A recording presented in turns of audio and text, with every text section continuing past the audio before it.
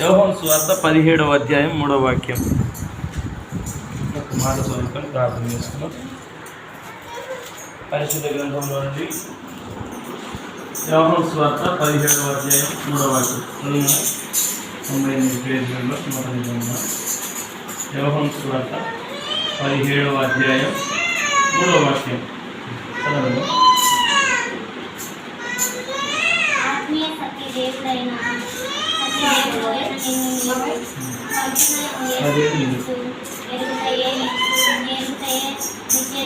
దేవునికి స్తోత్రం. హల్లెలూయా. 4వ వాక్యం చదువుకుందాం. చేయుటకు నీవు నాకు ఇచ్చిన పని నేను సంపూర్ణంగా నెరవేర్చి భూమి మీద నేను మహిమపరిచితిని. తండ్రి లోకమునకు పుట్టకమునకు నీ యొక్క నాకు ఏ మహిమయుండునో ఆ మహిమతో నన్ను ఇప్పుడు నీ యొక్క మహిమపరచును. లోకము నుండి నీవు నాకు అనుగ్రహించిన మనుషులకు నీ నామమునకు ప్రత్యక్షపరిచితిని. వారు నీ వారై ఉండిది. నీవు వారిని నాకు అనుగ్రహించితివి. వారు నీ వాక్యం గైకొని ఉన్నారు. నీవు నాకు అనుగ్రహించిన మాటలు నేను వారికి ఇస్తున్నాను. వారు నా మాటలను అనుగ్రహించి నేను నీ యొద్ద నుండి బయలుదేరి వచ్చినని నిజంగా ఎరిగి నీవు నన్ను పంపితివని నమ్మి కనుక నీవు నాకు అనుగ్రహించిన వాటికి నీ వలననే కలిగినని వారిప్పుడు ఎరిగి ఉన్నారు. నేను వారి కొరకు ప్రార్థన చేయుచున్నాను. లోకం కొరకు ప్రార్థన చేయలేదు. నీవు నాకు అనుగ్రహించి ఉన్నవారు నీ వారందరైనను వారి కొరకే ప్రార్థన చేయుచున్నాను. నావన్నీ నీవి, నీవన్నీ నావి. మీరందరూ నేను మహిమపరచబడుచున్నాను.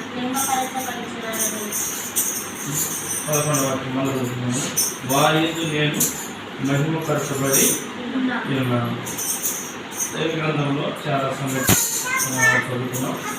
యోహాను సువార్త 17వ అధ్యాయం 3వ వాక్యం నుండి దగ్గర 10 వాక్యాలు చదువుకున్నాం.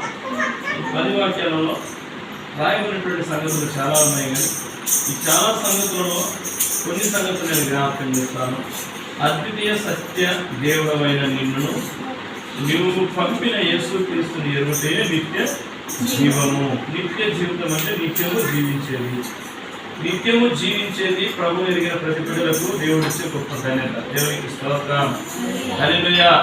మరణమును దేవుడు విడిచేసినాడు. మరణం అనేది మాత్రం లేదు. దేవుని పిల్లలకు మరణం లేకుండా జీవంలోని వ్యాపింపజేసినాడు. అయితే ఇక్కడ అద్వితీయ సత్యదేవుడు, అద్వితీయనాథుడు, సత్యదేవుడు అని మనం చూస్తాం. సత్యవంతుడు, పాపం లేని దేవుడు. అయితే ఇక్కడ రాయబడినటువంటి మాట ఏంటంటే 4వ వాక్యంలో, చేయుటకు నీవు నాకు ఇచ్చిన పని నేను సంపూర్ణంగా నెరవేర్చి భూమి మీద నిన్ను మహిమపరిచితిని. యేసుక్రీస్తు ప్రభువారు ఈ లోకానికి వచ్చి భూమి మీద తన పనిని పూర్తిగా నెరవేర్చినాడు. ఏం నెరవేర్చినాడంటే తన పిల్లల కోసం తన రక్తాన్ని చిందించి ప్రాణం పెట్టి తిరిగి లేచినాడు. ఆయన ఉచితంగా మనందరికీ రక్షణ ఇచ్చినాడు. అయితే భూమి మీద దేవుని పని ఆయన జరిగిస్తూ వచ్చినాడు. దేవుని బిడ్డలు ఎలా జీవించాలో నేర్పుతూ వచ్చినాడు. ప్రార్థన ఎలా చేయాలో నేర్పిస్తూ వచ్చినాడు. ఎలా బ్రతకాలో దేవుడు నేర్పిస్తూ వచ్చినాడు. ఎలా జీవించాలో సమస్తం కూడా బోధిస్తూ ఆయన మరలా పరలోకానికి చేర్చబడినాడు.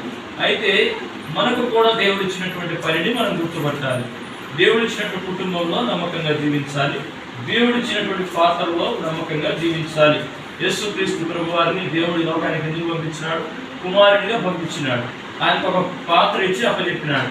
నువ్వు కుమారుని పాత్ర పోషించి భూలోకంలో నా పిల్లల కోసం నువ్వు ప్రాణం పెట్టాలి, రక్తం చిందించాలి, శిలువ పైన నువ్వు బలి కావాలి, అందరి చేత నువ్వు ద్వేషించబడాలి, అందరు నిన్ను ఉమ్మివేస్తారు, దూషిస్తారు, అందరు నిన్ను కూడా శిలువ మరణానికి అప్పచెప్తారు, అయినా నువ్వు తల ఉంచుకోవాల్సిందే అని చెప్తే సరేనని వచ్చాడు. తన పని తాను జరిగించినాడు. భూలోకంలో తాను ఏదైతే దేవుడు తనకు ఇచ్చిన పని ఉందో ఆ పనినంతా కూడా కుమారుడిగా ఒక పాత్ర తీసుకొని కుమారుని పాత్ర పోషించాడు. ఎవరండి? ప్రభు అయిన యేసుక్రీస్తు ప్రభు. ఈయన ఎవరంటే ప్రారంభంలో ఉన్న దేవుడే, కానీ కుమారుడు ఈ లోకానికి వచ్చాడు, తన పాత్రను చేశాడు, తన పాత్ర ముగించేశాడు, మొత్తం ముగించాడు. అక్కడ చూస్తా 4వ వాక్యంలో, చేయుటకు నీవు నాకు ఇచ్చిన పని నేను సంపూర్ణంగా నెరవేర్చి భూమి మీద నిన్ను మహిమపరిచితిని. పని అంతా నిన్ను చేసినాడు, కానీ తర్వాత ఎవరిని మహిమపరిచినాడు? దేవుని మహిమపరిచినాడు. తన పని ద్వారా ఎవరికి మహిమ వచ్చింది? దేవునికి మహిమ వచ్చింది. మనం చేస్తున్న పని ద్వారా కూడా ఎవరికి మహిమ రావాలి? దేవునికి మహిమ రావాలి. మనం చేస్తున్న ప్రతి పనిలో దేవుడు మహిమపరచబడాలి. దేవునికి స్తోత్రం చెప్దాం, దేవునికి స్తోత్రం చెప్దాం. 5వ వాక్యం, తండ్రి లోకం పుట్టక మనకు నీ యొద్ద నాకు ఏ మహిమ ఉండదో ఆ మహిమతో నన్ను ఇప్పుడు నీ యొద్ద మహిమపరచుము. తండ్రి లోకం పుట్టక మునుపు నీ యొద్ద నాకు ఏ మహిమ ఉండదో ఆ మహిమతో నన్ను ఇప్పుడు నీ యొద్ద మహిమపరచమని ప్రభు అయిన యేసుక్రీస్తు ప్రభు వారు తండ్రితో అంటున్నాడు. అంటే ఇక్కడ మనకు అర్థం కావాలి, తండ్రి ఎవరు, ఈ కుమారుడు ఎవరు, ఈ పరిశుద్ధాత్మ ఎవరు అని అర్థం కాదు. తండ్రి అయినటువంటి దేవుడే ఒక ప్రణాళికలో కుమారుడిని పంపించినాడు లోకానికి. తండ్రి, కుమారుడు, పరిశుద్ధాత్మ ఈ ముగ్గురు ఏకమై ఉన్నారు. వీళ్ళు వేరు వేరు వేరు వేరు కాదు, ముగ్గురు కూడా ఒకటే. కానీ ఇప్పుడు కలెక్టర్ ఆఫీస్ కాడికి పోతాం. కలెక్టర్ ఆఫీస్లో కలెక్టర్ కూర్చొని ఉంటుంది. ఆమె ఎవరు? కలెక్టర్ అమ్మ అంటారు. ఇంటికి ఒకసారి పిల్లలు కలెక్టర్ ఆఫీస్ కాడికి పోతే ఎవరైనా అంటే కలెక్టర్ అమ్మ అంటారు. అందరుగా ఆ కలెక్టర్ అమ్మగా అందరూ పిలవడుతుంది కలెక్టర్ అమ్మ. ఇంటి దగ్గరికి వచ్చినాక తల్లే. కానీ అక్కడ వేరు ఇక్కడ వేరు కాదు. అక్కడ ఉన్నది ఆమెనే, ఇక్కడ ఉన్నది ఏమనే. కానీ అయితే పాత్రలు వేరు. అక్కడ ఉద్యోగరీత్యం ఏం చేసింది? కలెక్టర్గా ఆమె బాధ్యతలు నిర్వర్తిస్తుంది. ఇక్కడ తల్లిగా బాధ్యతలు జరిగిస్తూ ఉంది. కాబట్టి ఇంకొక ఇంటికి వెళ్ళిన పుట్టింటి దగ్గరికి వెళ్తే ఆ ఇంటి దగ్గర, అత్తింటి గారి దగ్గరికి వెళ్తే అట్లా ఒక పాత్రలు. అయితే ఇక్కడ మనం చూస్తాము, ప్రభు అయిన యేసుక్రీస్తు ప్రభు కూడా అంటున్నాడు, చేయుటకు నీవు నాకు ఇచ్చిన పని నేను సంపూర్ణంగా నెరవేర్చి భూమి మీద నిన్ను మహిమపరిచింది అని తండ్రితో అంటున్నాడు.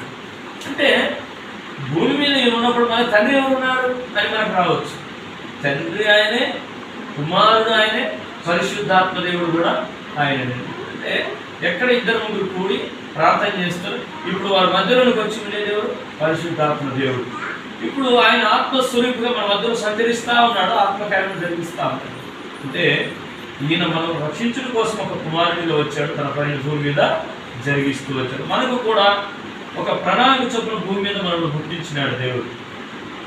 ఒక ప్రణాళిక చొప్పున దేవుడిని మనం మహిమపరచాలని, మన పని మనం చేసుకుంటే దేవుడిని మహిమపరచాలని మనం దేవుడు గుర్తించినాడు. దేవునికి స్తోత్రం చెప్తాం. యేసుక్రీస్తు ప్రభువే భూమి మీదకి వచ్చి తన పని తాను చేసుకుంటూ దేవుని మహిమపరిచినాడు, తండ్రిని మహిమపరిచినాడు. మనము కూడా అలా జీవించాలని ఒక మాదిరికరమైన జీవితాన్ని జీవించినాడు, చూపిస్తూ వచ్చినాడు. 5వ వాక్యం చదువుతాం. తండ్రి లోకం పుట్టక మునుపు నీ యొద్ద నాకు ఏ మహిమ ఉండదో ఆ మహిమతనంలో ఇప్పుడు నీ యొద్ద మహిమ పరచుము. లోకం పుట్టక మునుపు అంటే లోకం పుట్టక మునుపు నేను ఎవరు ఎక్కడున్నాడు?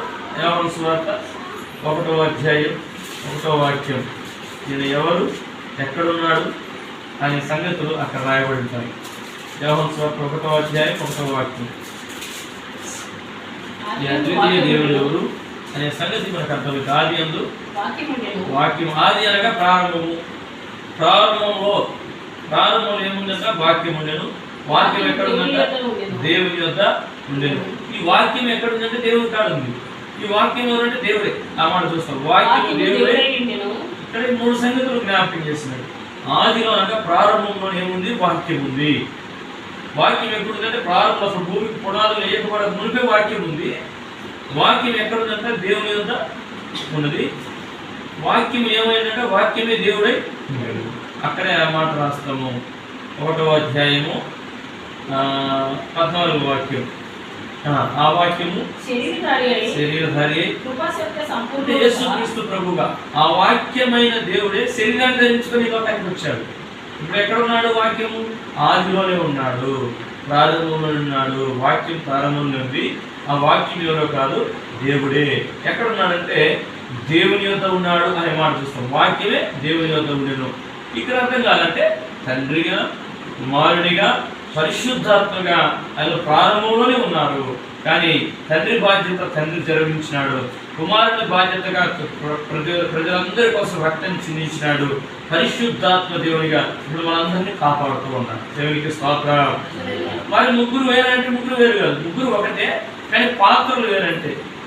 తయారు చేసినప్పుడు తండ్రిని తయారు చేసినప్పుడు కుమారుని మట్టి తీసుకొని ఆ మట్టి మానవుడు ఆ పాపంలో పడిపోయినప్పుడు ఆ పాపిని రక్షించడం కోసం శరీరాధారి యేసయ్య రావాల్సి వచ్చింది.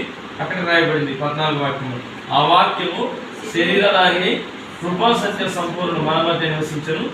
తండ్రిలో కలిగిన అద్వితీయ కుమారుని మహిమ వలె మనం ఆయన మహిమను కనుగొన్నాము. కాబట్టి ఈ భాగంలోకి వెళ్దాం. యోహాను సువార్తలో 17వ అధ్యాయం 3వ వాక్యంలో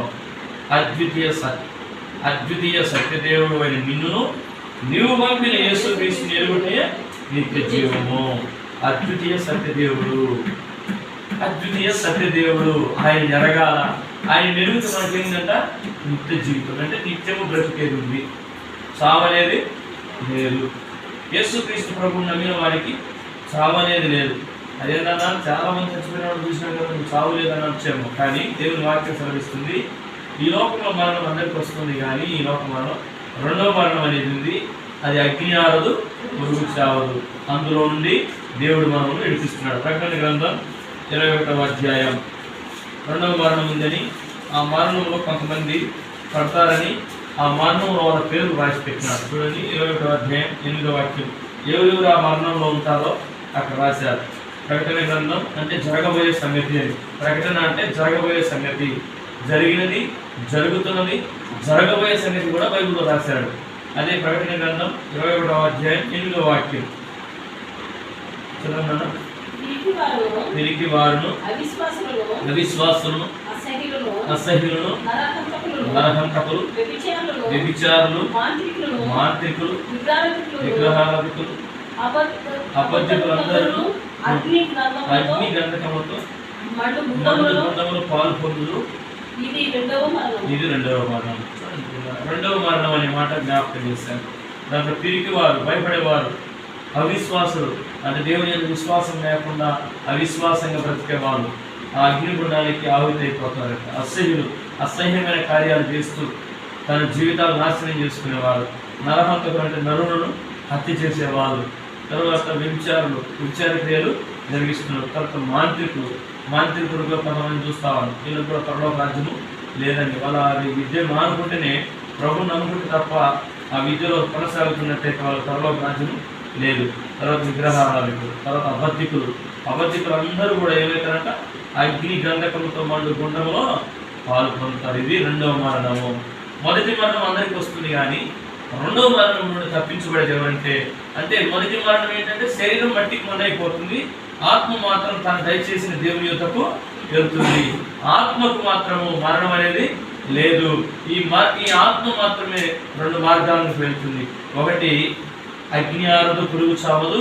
ఒకటేమో దేవుని దగ్గరికి వెళ్తుంది. కాబట్టి పిల్లరా, మనం ఎందుకు నమ్ముకోవాలి ప్రభుని అంటే ఏదో పొలం మీద పొలం కొంటామనో, ఇల్లు మీద ఇల్లు కడతామనో, ఏదో కలిసి వస్తుందనో, జబ్బులు పోతాయనో కాదు, కానీ ప్రభు నమ్ముకోవాల్సింది నిత్య జీవితం కోసం మనం నమ్ముకోవాలి. అందుకే యోహాను సువార్త 17వ అధ్యాయం 3వ వాక్యంలో మాట్లాడినాడు, అద్వితీయ సత్యదేవుడు అయిన నిన్నును నీవు పంపిన యేసుక్రీస్తుని ఎరుగుటే నిత్య జీవము. నిత్యము జీవించే భాగ్యము ఆయన ఎరిగితేనే ఉంది. ఎరగటం అంటే ఏంటంటే నమ్మి బాప్తిసం పొందిన వాడు రక్షించబడును, నమ్మని వాడికి శిక్ష విధించబడును. నమ్మినావంటే నువ్వు బాప్తిసము పొందాలి. నువ్వు దేవుని బిడ్డకు అయినావంటే నువ్వు బాప్తిసం తీసుకోవాలి. నమ్మిన వారికి రక్షణ, నమ్మని వారికి శిక్ష. ఇప్పుడు చాలామంది ఏమంటారంటే ఒక అబ్బాయి ఒక అమ్మాయికి వివాహం చేయాలనుకుంటే ముందు ముడుకుమనో, తర్వాత ఏదో ఉంగరం మార్చడమో ఏదో చేస్తారు. ఏంటంటే ఫలానా వ్యక్తికి ఫలానా అని అనిపించుకుంటారు ముందే. అంటే ఎందుకు అనిపించుకుంటారంటే ఫలానా వ్యక్తికి సంబంధించిన వ్యక్తి అనే మాట ముందుగానే ఉంగరం మార్చుకోవడం, దండలు మార్చుకోవడం ఏదో చేస్తారు. అంటే వాళ్ళ సొత్తుగా మార్చబడ్డారు. ఇక మనము కూడా దేవుని బిడ్డలుగా మార్చబడాలంటే బాప్తిసం తీసుకోవాలి, నమ్మి బాప్తిసం తీసుకోవాలి. అప్పుడు రక్షణ ఉంది. దేవునికి స్తోత్రం. నమ్మకుండా చాలా మంది ప్రార్థన పోతుంటారు, వస్తుంటారు, కానీ నమ్మరు, బాప్తిసం తీసుకోరు. అంటే ఈ బాప్తిసం తీసుకోలేదంటే అర్థం ఏంటంటే ఇంకా మార మనసు పొందలేదు. ఇంకా కొంతమంది ఉంగరాలు మార్చుకోలేదు, ఇంకా దండలు మార్చుకోలేదు అంటే దాని అర్థం ఏంటంటే ఇంకా వారు ఊరికి అనుకున్నారే కానీ ఏమాత్రము ఇంకా ఏమీ కాలేదు. కాబట్టి ఇలా ఎందుకు ఈ సంగతిని జ్ఞాపకం చేస్తున్నా అంటే మనం యేసుక్రీస్తు నిలిపితేనే మనకు నిత్యము జీవించే భాగ్యం ఉంది. అక్కడే ఒక మాట రాయబడింది, 6వ వాక్యం చదువుతాం. యోహాను సువార్త 17:6. లోకము నుండి నీవు నాకు అనుగ్రహించిన మనుషులకు నీ నామమును ప్రత్యక్షపరచుకుని. యేసుక్రీస్తు నామములు ఇప్పుడు ప్రార్థన చేస్తే రోగాలు పోతున్నాయి, యేసుక్రీస్తు నామములు ప్రార్థన చేస్తే దెయ్యాలు పోతున్నాయి, యేసుక్రీస్తు నామములు ప్రార్థన చేస్తే మన అవసరతలు తీర్చబడుతున్నాయి. ఆయన నామాన్ని మనకి ఇచ్చినాడు. నామం అనగా పేరు. యేసుక్రీస్తు నామంలో మనము ఏదడిగినా కూడా మనకు దేవుడు ఇస్తాడని దేవుడు మాట్లాడుతూ వచ్చినాడు. ఇప్పుడు దేవుడి దగ్గరికి డైరెక్ట్గా మనం పోలేము. యేసుక్రీస్తు నామం ద్వారానే మనం యేసుక్రీస్తు ఎరుగుట ద్వారానే ఆ పరలోక మహిమలో వెళ్ళగలం. దేవుడు ఎలా ఉన్నాడంటే గొప్ప వెలుగులో ఉన్నాడు. ఆయన కొన్ని కోట్ల సూర్యులను కలిపితే ఎంత కాంతి ఉంటుందో, కొన్ని కోట్ల సూర్యులు. ఒక సూర్యుని దగ్గరికి ఒక మనిషి ఇప్పుడు దాకా పోయి బ్రతికిన వ్యక్తి ఎవరు లేరు. మిట్ట మధ్యాహ్నం అంతనే ఎండ కాలం చెప్పులు లేకుండా ఎండకు నిలబడితే వస్తున్నారు ఎండోబ్బరం బట్టి, ఒకరోజు 2 రోజులకి. కాబట్టి ఎండలో పనిచేయలేకపోతున్నారు, కాళ్ళకు చెప్పులు లేకుండా, తల మీద ఏమి హెల్మెట్ పెట్టుకోకుండా లేదా టోప్ పెట్టుకోకుండా ఉండలేకపోతున్నారు. ఇంత దూరం ఉంటేనే. కానీ సూర్యుని దగ్గరికి పోయి బ్రతికే వ్యక్తి ఎవరు లేరు. అయితే కొన్ని కోట్ల సూర్యుడిని కలిపితే, కొన్ని లక్షల మిలియన్ల కోట్ల సూర్యుడిని కలిపితే ఎంత వెలుగు ఉంటుందో అంత వెలుగులో ఆకాశం మహా ఆకాశంలో పట్టజాలని అక్కడ ఉన్న ఆయన సింహాసనం మీద కూర్చొని. ఆ సింహాసనం మీద ప్రభు కూర్చొని ఉంటే ఆ సింహాసనం దగ్గరికి పోలేకపోతున్నారు ఎవరు అసలు ఆ దగ్గర పోయి బ్రతికే నరుడు అసలు ఎవరు లేరు. కాబట్టి అంత గొప్ప దేవుని చూడలేదు. కాబట్టి ఆయన శరీరధారిగా ఒక కన్యకను ఆయన ఎన్నిక చేసుకొని, పురుషుని ఎరగిన స్త్రీని దేవుడు ఎన్నిక చేసుకొని ఆమె గర్భమును శరీరధారిగా పుట్టినాడు. ఆయనే యేసు ప్రభు. ఆయన అంగీకరిస్తే ఆ యొక్క మహిమలోనికి మనం తీసుకెళ్తాం. దేవునికి స్తోత్రం. కాబట్టి యేసుక్రీస్తు ప్రభు కూడా అందుకే అన్నాడు, తండ్రి 5వ వాక్యంలో, లోకం పుట్టక మునుపు నీ యొద్ద నాకు ఏ మహిమ ఉండని ఆ మహిమతో నన్ను ఇప్పుడు మహిమపరచుము అంటున్నాడు. కాబట్టి లోకం పుట్టక మునుపు మహిమలో ఉన్న దేవుడు, ఆయన అంత తేజస్సులో ఉన్న దేవుడు మన నన్ను చేర్చుకో అంటున్నాడు. తండ్రి అని సంబోధిస్తున్నాడు. మనము కూడా ఆ స్థలంలోనికి తీసుకెళ్ళడానికి యేసుక్రీస్తు వచ్చినాడు. ఆయన నెరిగితే ఆ స్థలంలోనికి తీసుకెళ్తాడు. ఈ లోకంలో ఒక పొలంలో ఉన్నటువంటి గట్ట కోసం కొట్లాడుకుంటున్నారు, ఒక 100 రూపాయల కోసం కొట్లాడుకుంటున్నారు, ఒక 1000 రూపాయల కోసం కొట్లాడుకుంటున్నారు, 1,00,000 రూపాయల కోసం కొట్లాడుకుంటున్నారు. విన్నారు చూడండి ఎంత కొట్లాడుతున్నాం. ఈ లోకంలో ఏమి సంపాదించి ఏమి వెనకాయించుకొని ఏమి పోయేది లేదు. కానీ మనుషులు హత్యలు చేసుకొని, మనుషుల హాని చేసుకొని, మనుషులలో ప్రేమ చల్లారిపోతుంది. ఇది చేసేది ఎవరంటే అపవాది. చెడు చేస్తున్నారు, బానిసలు చేసి వాళ్ళు ఏం చేస్తున్నారో వాళ్ళకి అర్థం కాదు.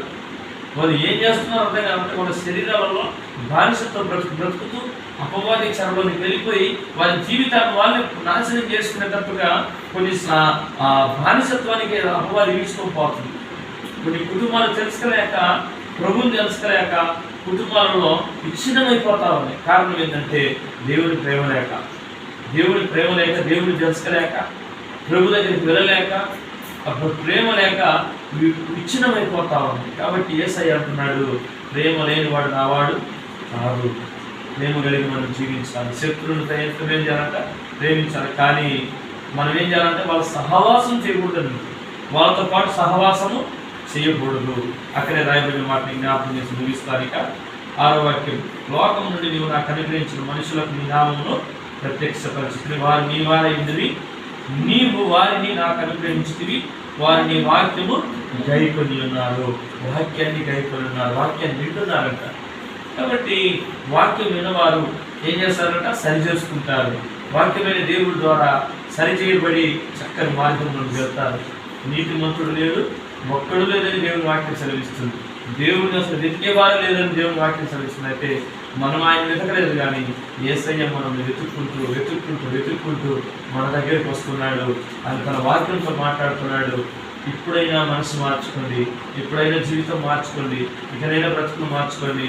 నేను మీతో పాటు నివసిస్తాను, నేను మీతో పాటు ఉంటాను, మీరు చేసే ప్రతి పనిలో నేను తోడుగా ఉంటాను, మీకోసం నా ప్రాణాన్ని పెట్టాను, నేనుండే స్థలంలో మీకు మిమ్మల్ని నేను తీసుకువెళ్తాను. ఈ లోకం విడిచిపెట్టిన తర్వాత నా రాజ్యంలో మీరు ఉంటారు అని ప్రభు ప్రేమతో ప్రతి ఒక్కరిని పిలుస్తా ఉన్నాడు. ఆయన వచ్చిన పాపుల కోసమే, నీతిమంతుల కోసము రాలేదు. ఎంత ఘోర పాపినైనా సరే నేను కడుగుతాను, పరిశుద్ధపరుస్తాను, నీతిమంతులు నేను మారుస్తానని తన రక్తంతో కడుగుతానని ఆయన పిలుస్తా ఉన్నాడు. ఇప్పటి వరకు దేవునికి దూరంగా ఉన్నా సరే, ఈ క్షణం వరకు దేవునికి దూరంగా ఉన్నా సరే, ఆయన మాత్రం ఇంకా ప్రేమ చూపిస్తూనే ఉన్నాడు. ఇకనైనా మనసు మార్చుకుంటారని, ఇకనైనా జీవితంలో ఆయనకు స్థానం ఇస్తారని, కుటుంబంలో ఆయనకు స్థానం ఇస్తారని ఆయన కోరుకుంటూనే ఉన్నాడు.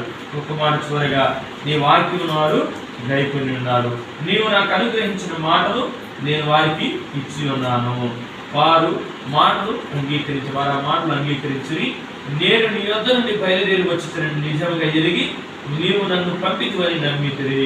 కాబట్టి నేను వారి కొరకు ప్రార్థన చేస్తున్నాను. ప్రార్థన చేస్తున్నాడు మన కోసం, ప్రార్థనలు విజ్ఞాపన చేస్తున్నాడు. తండ్రి దగ్గర కూర్చొని నాకు ఇచ్చిన పిల్లలు భూమి మీద ఉన్నారయ్యా, అయ్యా నీ రక్తంలో అయ్యా కడుగయ్యా అని మనం కూడా ఏం చేయాలా? యేసయ్యను అడగాల. ప్రార్థన చేస్తాం. యేసయ్య అయితే మన కోసం ప్రార్థన విజ్ఞాపన చేస్తున్నాడు. తండ్రి దగ్గర ఉంది. ఆయన తండ్రిగా, కుమారుడిగా, పరిశుద్ధాత్మ రూపంలో ఉన్నాడు. యేసయ్యనే ప్రార్థన చేస్తా ఉన్నాడు మన కోసం.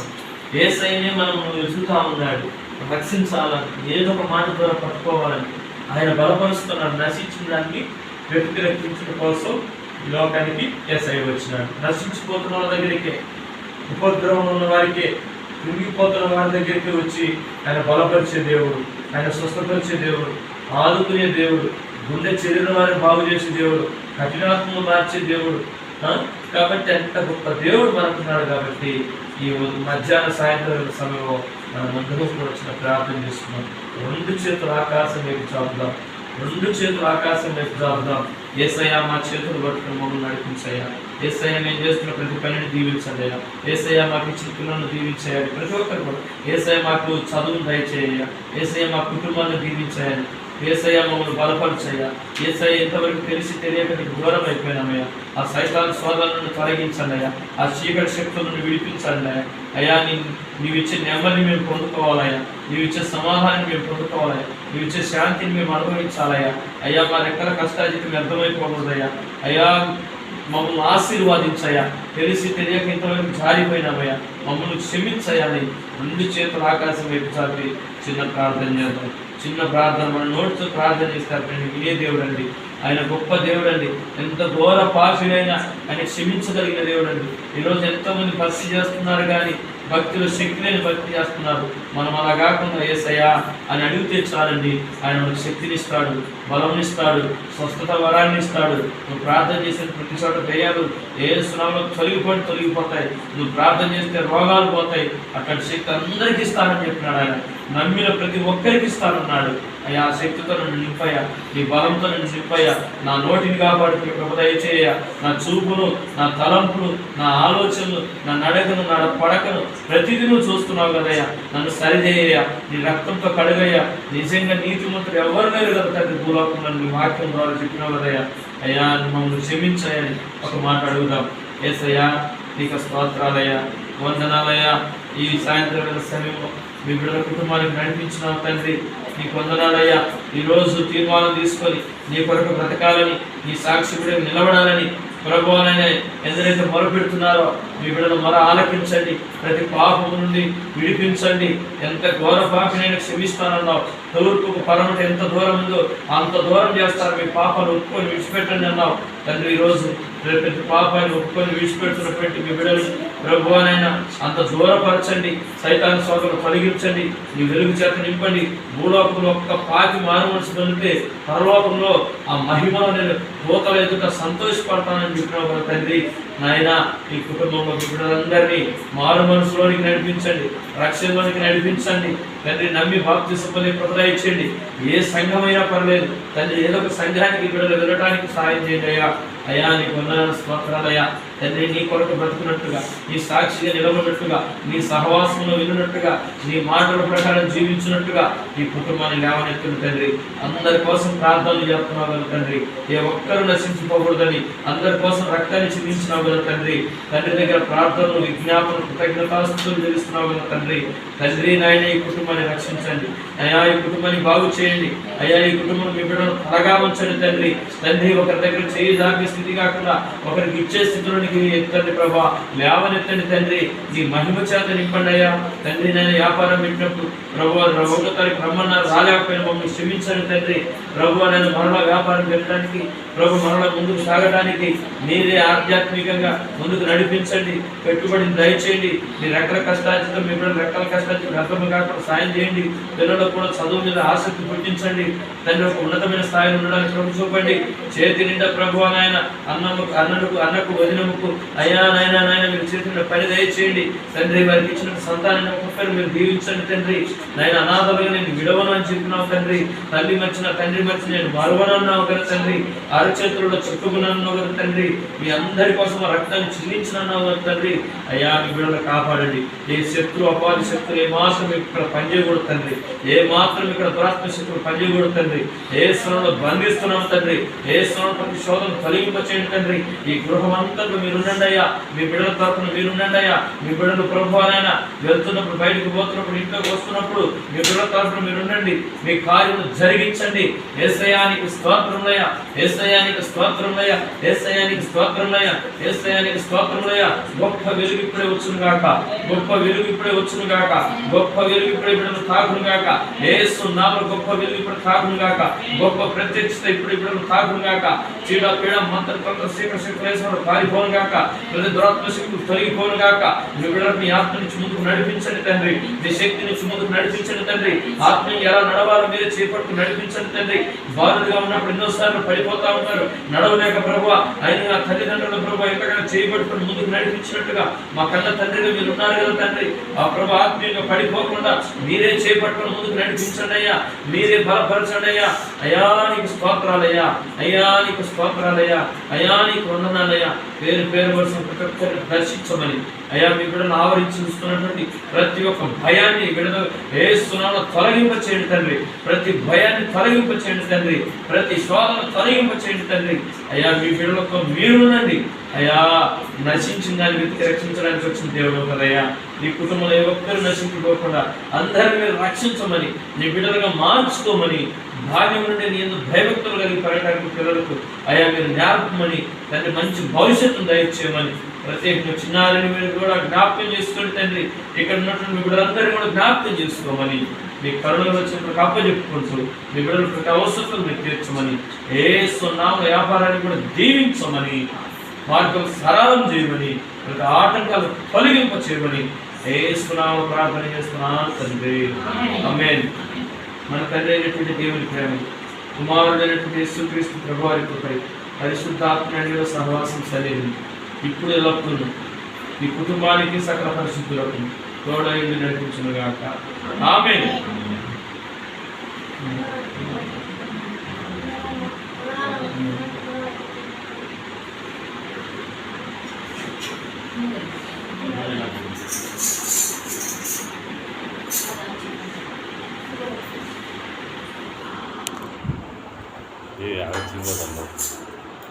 వాక్యం